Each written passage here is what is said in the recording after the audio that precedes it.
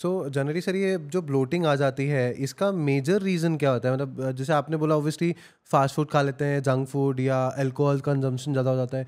So what is basically the I can say bloating basically एक symptom है। पेट में भारीपन लगना, खाना खाने के बाद पेट फूल जाना, ब्लोटेड फील करना, that is a bloating. Bloating के अलग अलग रीजंस हो सकते हैं, जैसे डायबिटिक पेशेंट्स में डायबिटिक गैस्ट्रोपेरेसिस होती है, जनरली आंतों की चाल स्लो हो जाती है, उस कारण से उनके पेट में भारीपन रहता है।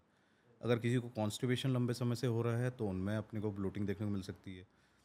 एक स्मॉल इंटेस्टाइनल बैक्टीरियल ओवरग्रोथ करके एक टर्मिनोलॉजी रहती है, जिसमें छोटी आंत में हल्का सा जो अपने हेल्दी बैक्टीरियाज रहते हैं उनका बैलेंस डिस्टर्ब हो जाता है, उस कारण से गैस फॉर्मिंग कुछ बैक्टीरियाज होते हैं जो गैस ज़्यादा बनाते हैं, उसके कारण पेट में भारीपन लग सकता है। उसके अलावा अगर पेट में एसिडिटी किसी की ज़्यादा बन रही है, गैस्ट्राइटिस हो रहा है, तो उन लोगों को ब्लोटिंग की दिक्कत लग सकती है। तो ये बहुत सारी चीज़ें, अलग अलग बीमारियों का एक कॉमन सिम्टम ब्लोटिंग होता है। तो ब्लोटिंग इसलिए काफ़ी कॉमनली देखने को मिल रहा है आजकल, क्योंकि बेसिकली लो फाइबर डाइट हो रही है, फाइबर इनटेक प्रॉपर नहीं होता, फिजिकल एक्टिविटी नहीं होती, तो बाउल मूवमेंट स्लो हो जाते हैं।